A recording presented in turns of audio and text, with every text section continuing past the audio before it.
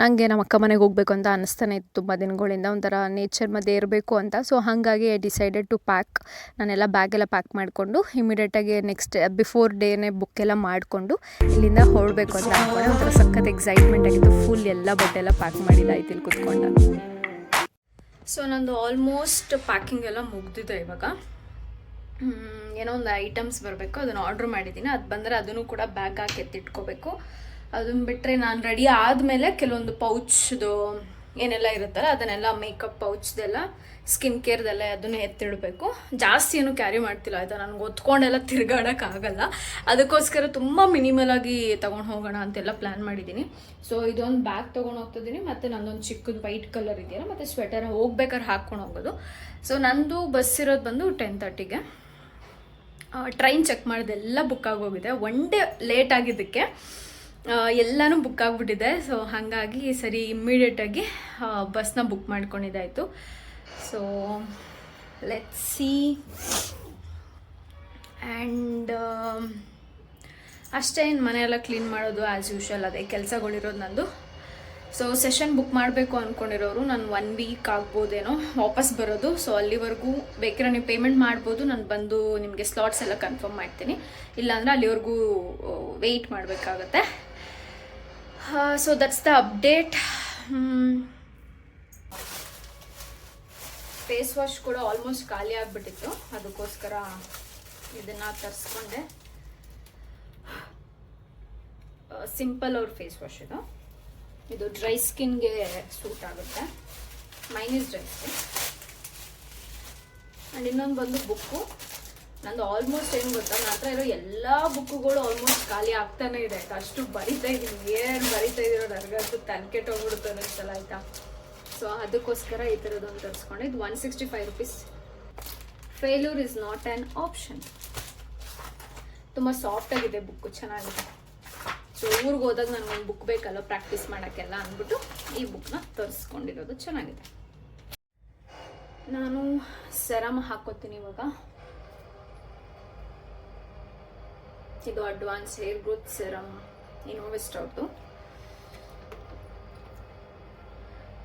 ನಾನು ಯಾವಾಗಲೂ ಅನ್ಕೊಳ್ಳೋದಾಯ್ತಾ, ಯಾವ್ದಾದ್ರು ಒಂದು ಸೆರಮ್ಮು ಹೇರ್ ಬ್ರ್ಯಾಂಡ್ ನನಗೆ ಬರಬಾರ್ದು ಅಂತ ಲಿಟ್ರಲಿ ಹಾಗೆ ಅನ್ಕೋತಿದ್ದೆ ಆಯಿತಾ. ಪ್ರತಿ ಸಲ ನಾನು ಆರ್ಡ್ರ್ ಎಲ್ಲ ಮಾಡ್ಕೊಬೇಕಾದ್ರೆ ಅಯ್ಯೋ ಯಾವ್ದಾರು ಒಂದು ಫ್ರೀಯಾಗಿ ಸಿಗಬಾರ್ದ ಬ್ರ್ಯಾಂಡ್ ಥರದ್ದು ಅಂತ. ಸೊ ಆ ಟೈಮಲ್ಲಿ ಈ ಬ್ರ್ಯಾಂಡ್ ನನಗೆ ಅಪ್ರೋಚ್ ಮಾಡಿದ್ದಾಯ್ತಾ.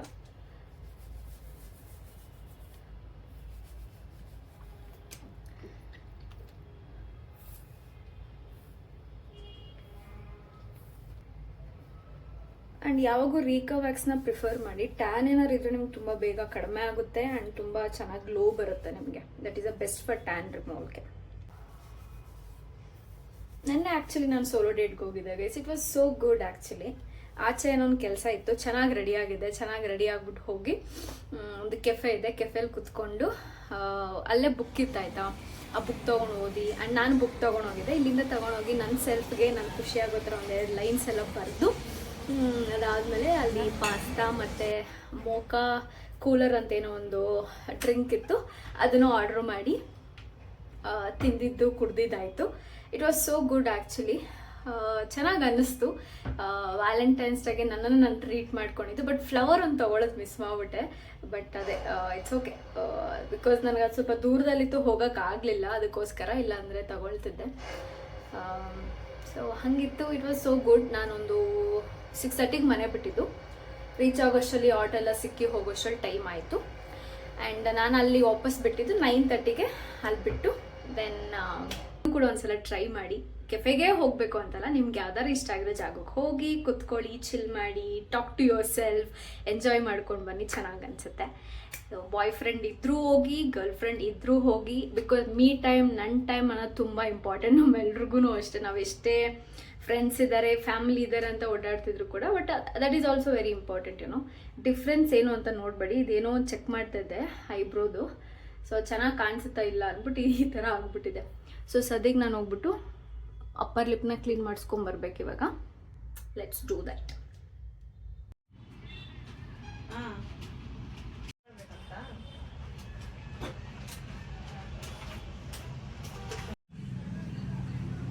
ಸರಿ ಆಯ್ತು.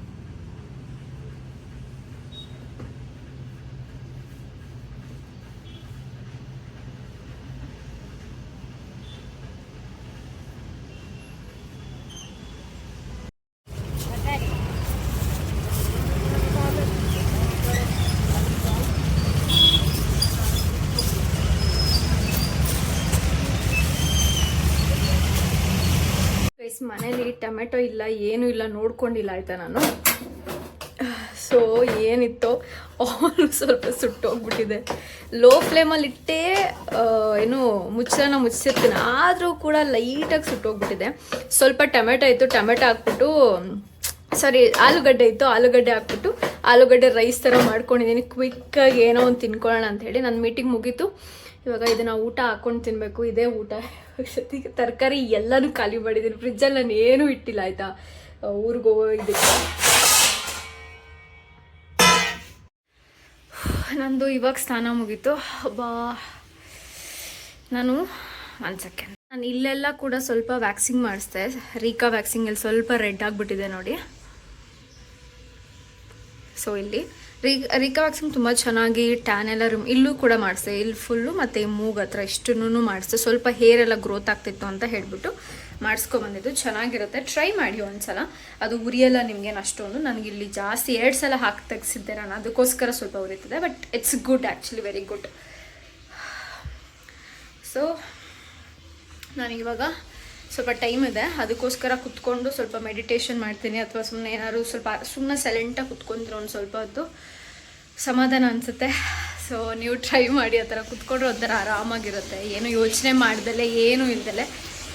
ಸೊ ಗೈಸ್, ನಾನು ಒಂದು ಸ್ವಲ್ಪ ಹೊತ್ತು ಮಲ್ಕೊಂಬಿಟ್ಟೆ. ಈಗ 5:30 ಆಗಿದೆ ಇವಾಗ ಎದ್ದಿರೋದು.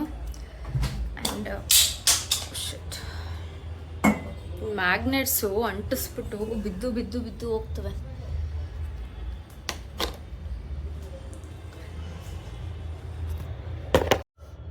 ಕೋಲ್ಡ್ ವಾಟರ್ ಕುಡಿತಾ ಇದ್ದೇನೆ.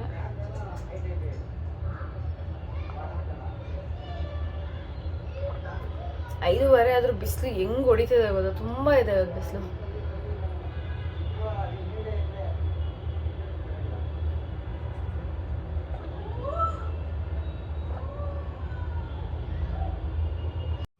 ಸೊ ಬಿಸಿ ಬಿಸಿ ಟೀನ ರೆಡಿ ಮಾಡ್ಕೊತಾ ಇದ್ದೀನಿ. ಸ್ವಲ್ಪ ಏಲಕ್ಕಿ ಮತ್ತು ಲವಂಗನ ಹಾಕ್ಬಿಟ್ಟು ಈ ಗ್ಲಾಸಲ್ಲಿ ಸ್ವಲ್ಪ ಕುಡಿತೀನಿ. ಜಾಸ್ತಿ ಕುಡಿಯೋದು ಬೇಡ ಅಂತ ಅನ್ನಿಸ್ತದೆ ನನಗೆ ಸದ್ಯಕ್ಕೆ.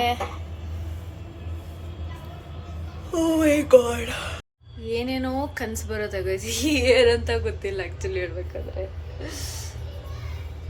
ವಿಚಿತ್ರ ತುಂಬ ಲಿಪ್ಸ್ ಹೊಡಿತದೆ ನನಗಂತೂ. ಫಸ್ಟ್ ಲಿಪ್ ಬಾಮ್ ಹಾಕೊಂಡ್ಬಂದ್ಬಿಟ್ಟು ಅಷ್ಟೊಂದು ಲಿಪ್ಸ್ ಹೊಡಿತದೆ ಅವಾಗಿಂದ.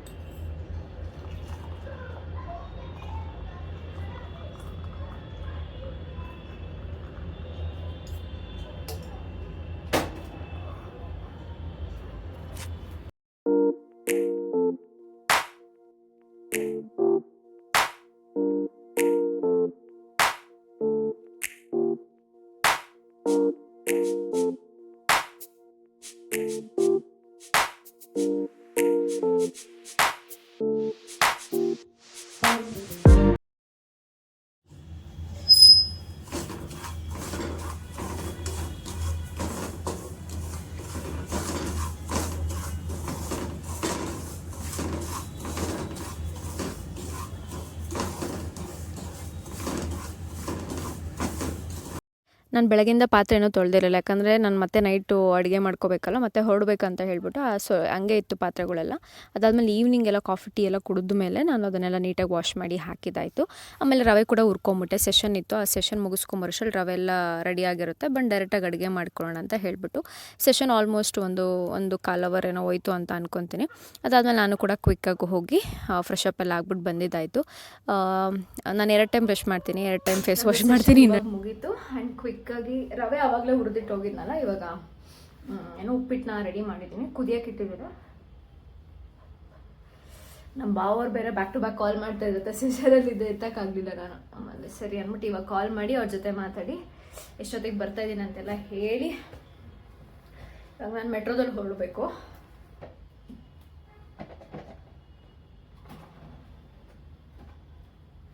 ಸ್ವಲ್ಪ ಲಿಪ್ ಬಾಮ್ ಹಾಕ್ಕೊತೀನಿ, ತುಂಬಾ ತುಟಿ ಹೊಡಿತಿದೆ. ಒಂದ್ಸಲ ನನಗೆ ವ್ಯಾಸ್ಲಿನೇ ಬೆಸ್ಟು ಅನಿಸ್ಬಿಡುತ್ತೆ ಆಯ್ತಾ.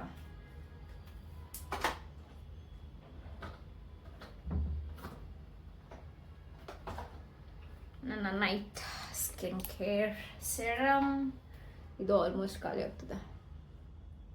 ಅಲ್ಲಿಂದ ಬಂದಮೇಲೆ ಆರ್ಡ್ರ್ ಮಾಡ್ಕೊತೀನಿ.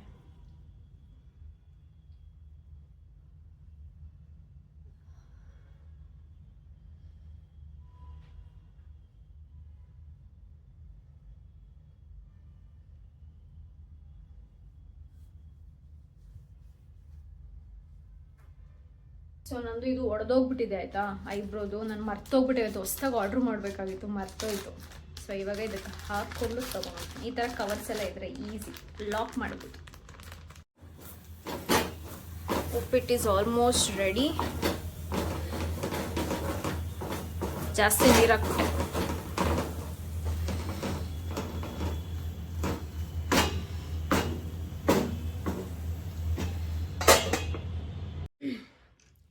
ಗೈಸ್ ಟೈಮ್ ಬಂದು 8 ಆಗಿದೆ. ಸೊ ಇವಾಗ ಹೊರಡೋಣ. ನನ್ನ ಪ್ಯಾಕಿಂಗ್ ಎಲ್ಲ ಆಯಿತು, ತಿಂದಿದ್ದೆಲ್ಲ ಆಯಿತು. This is my outfit. ಸ್ವಲ್ಪ ಕಂಫರ್ಟಬಲ್ ಆಗಿರೋ ಥರ ಹಾಕೊಂಡಿದ್ದೀನಿ. ಪ್ಯಾಂಟ್ ಸ್ವಲ್ಪ ಲೂಸ್ ಇದೆ, ನನಗೆ ಹಾಗೆ ಇರಬೇಕು ಕೂತ್ಕೊಳ್ಳೋಂಗೆಲ್ಲ. So let's go and wish me happy journey. Yup, ticket ಕೂಡ ಬುಕ್ ಮಾಡ್ಕೊಂಡಿದ್ದಾಯಿತು ಮೆಟ್ರೋದಲ್ಲಿ ಹೋಗೋಕ್ಕೆ. ಹೋಗಿ ರೀಚ್ ಆದರೆ ಸಾಕಪ್ಪ ಅನ್ನಂಗಾಗಿದೆ.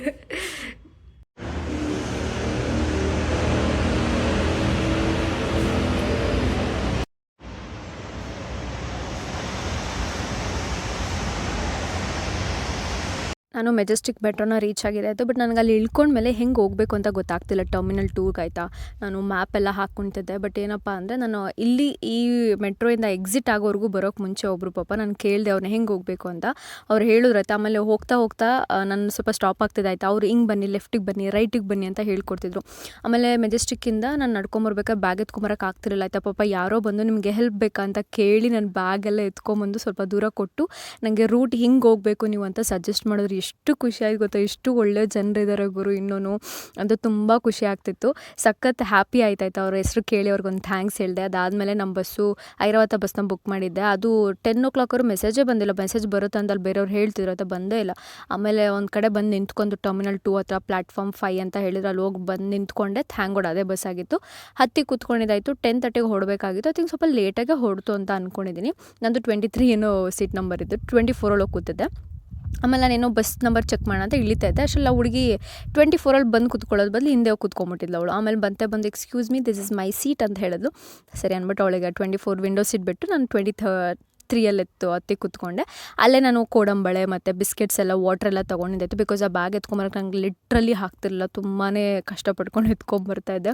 ಯಾರ್ಯಾರೋ ಸಿಕ್ಕಿ ಹೆಂಗೆಂಗೋ ಹೇಳ್ಕೊಡ್ತಿದ್ರು. ಆಮೇಲೆ ಆಲ್ಮೋಸ್ಟ್ 4 o'clockಗೆ ರೀಚ್ ಆಗ್ತೀನಿ ಸಾಗರ ಅಂತ ಇತ್ತು. ಬಟ್ ನಾನು 4 o'clock ಶಿವಮೊಗ್ಗ ರೀಚ್ ಆಗಿ 6 o'clock ಸಾಗರ ರೀಚ್ ಆಗಿದ್ದಾಯಿತು. ಅಲ್ಲಿಂದ ಉಳ್ವಿ ಬಸ್ಸಸ್ ಬರುತ್ತೆ ಅಂತ 6:30ಗೆ ಅಂದರು.